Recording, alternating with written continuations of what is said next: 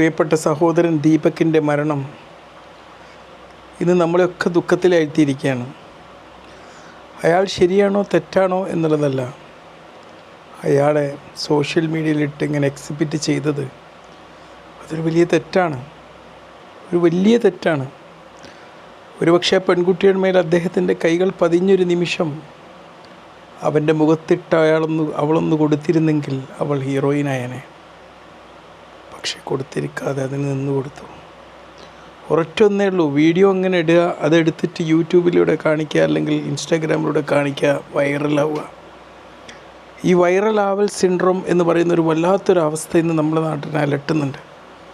കഴിഞ്ഞ കുറച്ച് ദിവസങ്ങളായിട്ട് ഞാൻ സോഷ്യൽ മീഡിയയിൽ നിന്ന് കുറേ മാറി നിന്നത് പോലും ഇത്തരമൊരു അവസ്ഥ ഇല്ലാതാക്കാൻ വേണ്ടിയാണ്. പബ്ലിക് വ്ളോഗുകൾ ഒരുപാട് നിർത്തിലാക്കിയതും ഇതുകൊണ്ടാണ്.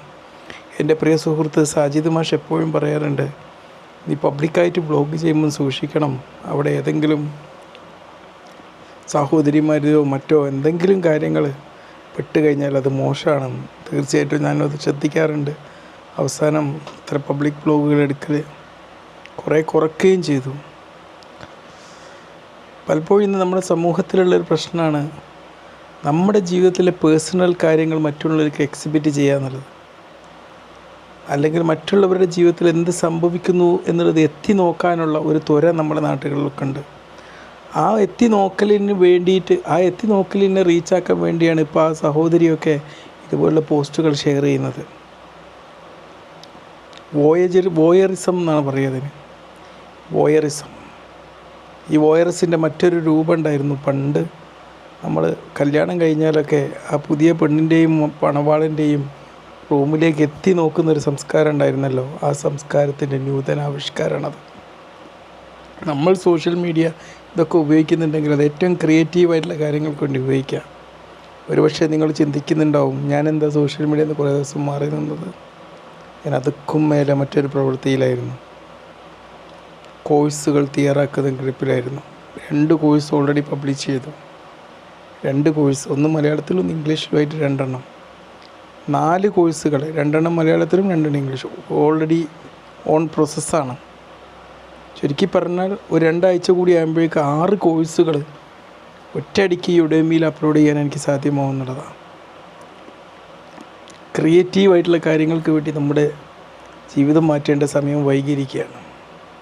കാരണം ആർട്ടിഫിഷ്യൽ ഇൻ്റലിജൻസിൻ്റെ കാലമാണ്.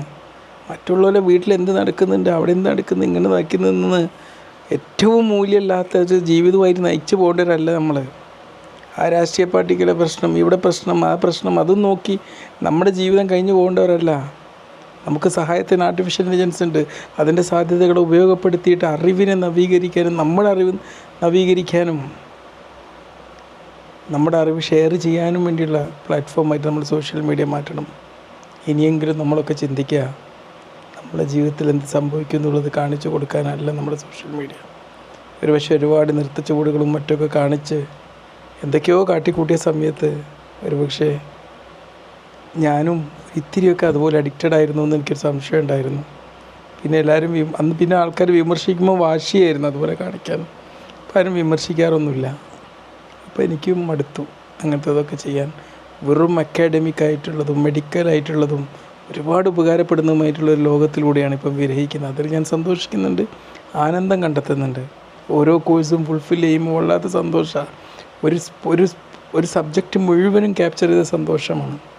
ഇനിയെങ്കിലും നമ്മൾ ഇതൊക്കെ നിർത്തുക. മറ്റുള്ളവർക്ക് മുമ്പിൽ നമ്മുടെ ജീവിതത്തെ എക്സിബിറ്റ് ചെയ്യാതിരിക്കുക. മറ്റുള്ളവരുടെ ജീവിതത്തിൽ എന്ത് സംഭവിക്കുന്നു എന്നുള്ളത് നിങ്ങൾ എത്തി നോക്കാതിരിക്കുക. റീച്ച് കിട്ടണം എന്ന് വിചാരിക്കാൻ നമുക്ക് നിങ്ങളുടെ അറിവുകൾ പങ്കുവെക്കൂ. നിങ്ങളുടെ വ്ളോഗുകൾ വഴി അറിവുകൾ പങ്കുവെക്കൂ. നിങ്ങളുടെ അറിവുകളെ നിങ്ങളുടെ AI ഉപയോഗിച്ചുകൊണ്ട് നവീകരിക്കൂ. അതിനനുസരിച്ചുള്ള പോസ്റ്റുകൾ ക്രിയേറ്റ് ചെയ്യൂ. Okay, by.